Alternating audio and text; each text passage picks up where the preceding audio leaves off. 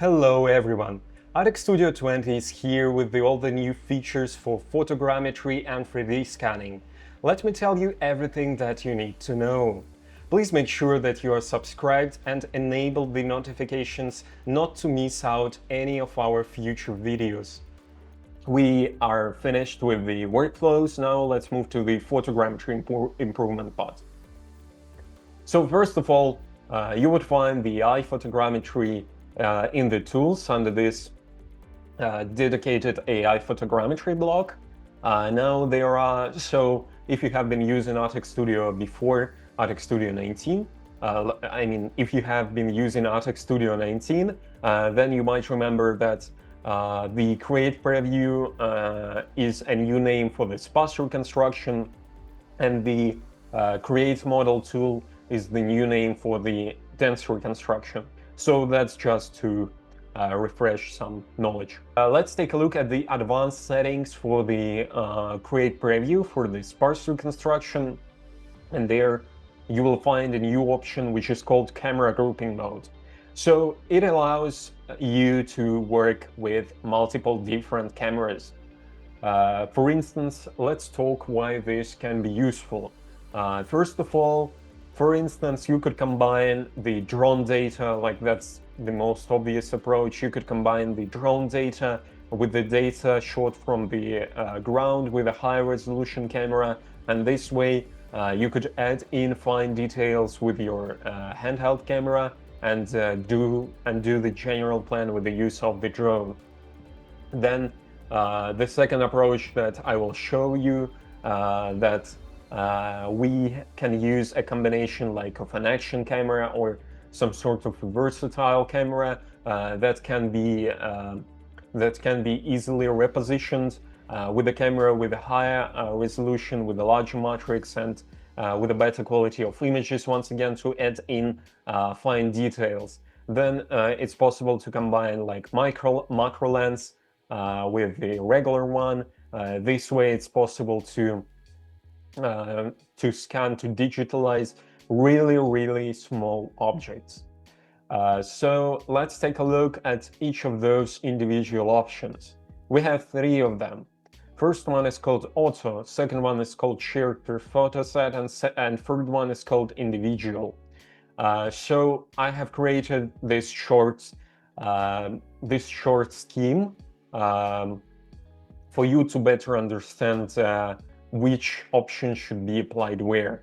So first of all, the auto option is set by default, and it should be applied if you are using a single camera, just a single camera. So as for the second group, as you could see right here, we would recommend the shared per photo set mode for this scenario. As you could see right here, the photos from camera 1 were imported separately from the photos from camera 2, and as you see they're split into different photo sets. So that is why we recommend to use the shared per photo set for this use case. And lastly, if you have photos from different cameras imported together, so as you see in group 3, we have the photos from camera 1 and camera 2 imported together, then it's necessary to use the individual option here, because in this case, Artec Studio would use the individual approach to each of the photos, and this way it won't confuse camera 1 with camera 2. And let's see at the real life application of that. So we have scanned this statue in Lisbon. It's really tall, so it's something like 5 to 7 meters in height, with this monument, with the cylinder at the bottom, and obviously we wouldn't be able to reach the top of this statue without extra help, without extra equipment. That is why we have used the DJI Osmo Pocket 3 camera to capture the photos for the general plan we have fixed this camera on a self-extending rod, and we have extended this rod up to, I believe, 3 or 4 meters, and this allowed us to take photos of the general plan with this versatile camera. We would not have been able to capture those photos with a regular camera, but there is a downside to using this specific camera because it is quite small and it does not produce a image of a good clarity. The image is not very crisp. Yeah, it shoots in 4K, but the quality of those photos is not really perfect. And that is why I have used the second camera, Sony Alpha 6400, in order to capture this inscription at the bottom. So as you could see, the inscription, thanks to the added photos from a different camera, it's really crisp, it's detailed. I have taken raw photos in a very high resolution, therefore this part of the texture looks really crisp. And yeah, because since we used same settings for the color, for those cameras, the transition between the texture from camera 1 and camera 2 is quite seamless. So yeah, we also support multiple cameras for texturing actually, and it's possible to combine the texture between them to get the best out of those two worlds. So the same approach, as I have mentioned before, can be used for a drone and handheld camera scenario and for different scenarios that you could actually imagine. We have a new setting in Artec Studio 20 for texturing for photogrammetry. It's called Use Masks. So if you're doing the reconstruction in the object mode, then the masks will be drawn on the photos that have been imported. And as you could see on the right, we have the result of the texturing without the use of masks. You could see at the top over there that there is this projection from the adjacent texture, this white unpleasant color that is not actually present on our object. Yeah, so we see the texture bias here as well. And once we click the Use Masks option, on the left you could see the result with using masks. So we got rid of those adjacent color projection, because once we use the Use Masks algorithm, it only uses the color inside of the masks to run the texturing. So even if some photos turned out not really accurate, so if they didn't get aligned really well, then this setting would allow you to fix all of those inconsistencies really quick with just a single click of a button. Once again, it's not it's really lightweight, so it won't take much time. The second option that you could find in the texturing tab is called New Setting. That you could find in the texturing tab is called Prioritize Sharp Images. As you could see, you could set a parameter here as well. We recommend to leave it at 4 by default. That is the setting that is auto set. The improvement from this setting is really clear. On the left, you could see that the texture is blurred out. The details are not that defined, and on the right, the clarity is much better. So that is because we used this Prioritize Sharp Images option. Especially it comes to use if you are using photogrammetry from a video and not from the photos. So typically, if you're recording a video, then some of the photos will be blurred out. I believe there is almost no way to avoid it. And that is why I recommend to enable it almost at all times. So in order to get the best results with the Prioritize Sharp Images option, please make sure to take more photos. So in case you don't have enough photos and you turn this setting on, then you might not have enough sharp images in order to cover the full model, and you might start seeing artifacts. That's why we recommend to take a little bit more photos in case you would like to utilize this feature. Here is another example. You could see on the top this setting is disabled. At the bottom it's enabled, and the texture on the fabrics is much better with this option enabled.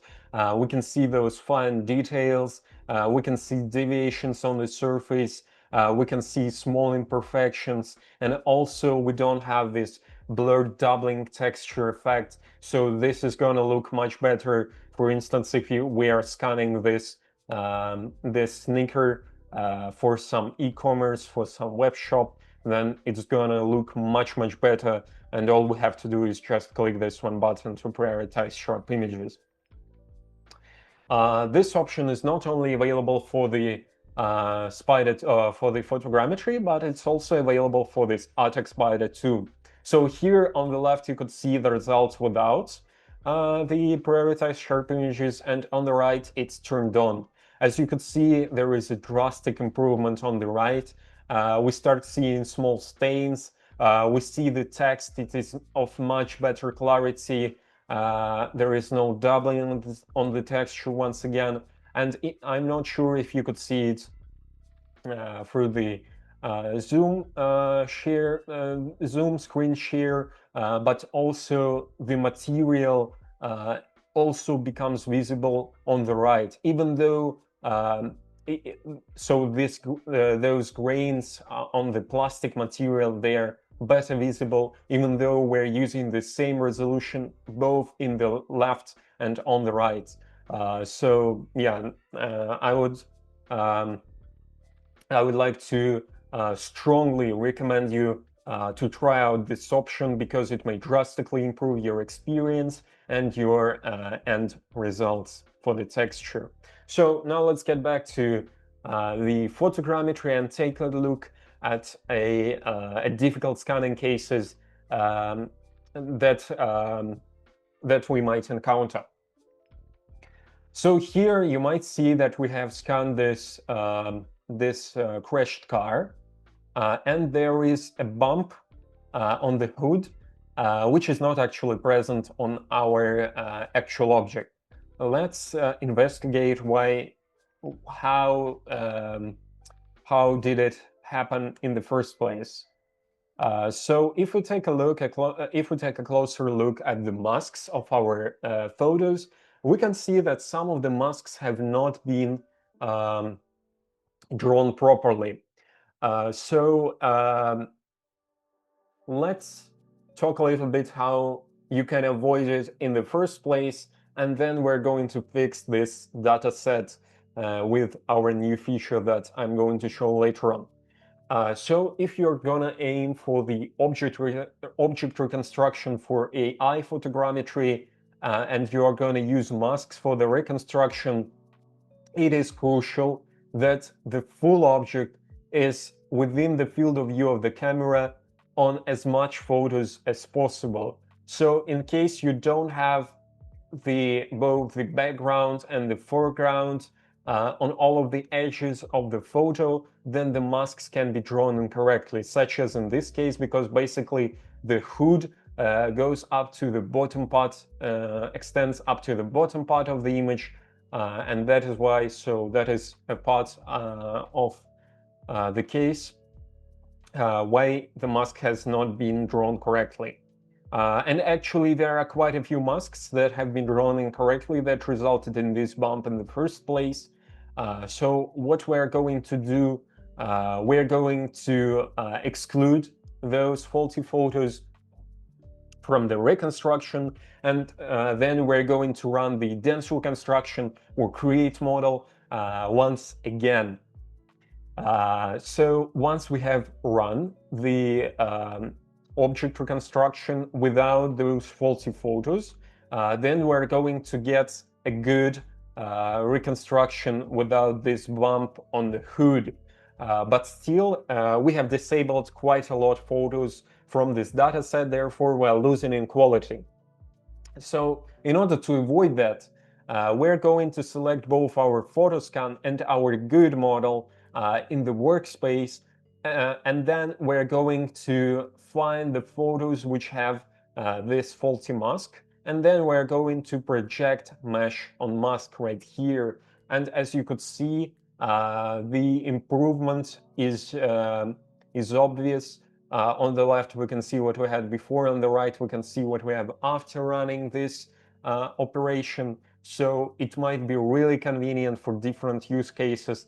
It gives you more freedom of editing, and it gives you more flexibility to fix your dataset in case it's not possible to rescan it. And yeah, this is the result that we end up with without this artifact in the hood. I would like to strongly recommend to combine the photogrammetry with new features with workflows, because they go together really well. Let's talk about a different setting that we have in the advanced settings for the Create preview. It is called Object Position, and there are multiple use cases and multiple options that you would like to apply depending on the photo set that you have. So firstly, we have this changes between photosets option, and it can be used in case we have made one photo set for the object in upright position, so for this armchair, for example, and the second photo set for the object laying flat on the ground. So this way we tell the algorithm that the object position has changed between photo sets, and this way it's possible to make a 360 reconstruction of the object inside a single sparse reconstruction or within a single preview. So if we're scanning an object which is placed on the turntable, we recommend the object position option set to changes between photos. So we need to set this option because we want to avoid the confusion for the algorithm. Basically, what happens is that our shoe, in this case, and our turntable does rotate, but our camera is stable, is positioned in a single place, and our background remains intact. So the position of the object changes, but the position of the background remains the same. That is why we want to set the object position to changes between photos, and then we're going to have a good reconstruction. So why am I talking about this? Why is that all important? Because otherwise, if you set a different option, then you might end up with a bad reconstruction or no reconstruction at all. So it's really crucial to pay attention to such small details. I believe it's also important to mention that we support scale references such as scale bars and scale crosses with the photogrammetry. Of course, it's not mandatory, so in case you're scanning for the CGI, in case you're looking only for the creation of models for artistic purposes, then there is no need to use the scale cross. But if you would like to, for example, let's say you run a 3D printing shop, and you're a 3D printing enthusiast, and you would like to digitalize some part and then do some reverse engineering and reprint it, and then the scale crosses and scale bars may really come to use. So once you add scale references to Artec Studio, you can use those references to detect, for the algorithm to detect targets and to reconstruct your objects in the photogrammetry with the correct scale. But please keep in mind that the accuracy may actually vary depending on the quality of your photo set. So let's say that for really good photo sets, the accuracy can be of around 0.1 to 0.5 millimeters. These are just the reference values you can get. So yeah, it's completely up to the quality of photos and the quality of alignment of photos that you may achieve. And then if there are severe misalignments between the photos, the accuracy might be worse. So please keep that in mind. Please don't forget to like this video, drop your comments and share this video with your colleagues and your friends. If you have an existing subscription for Artec Studio, please know that you may update your version to Artec Studio 20. If you don't have one, you can purchase it via your reseller or right on our website.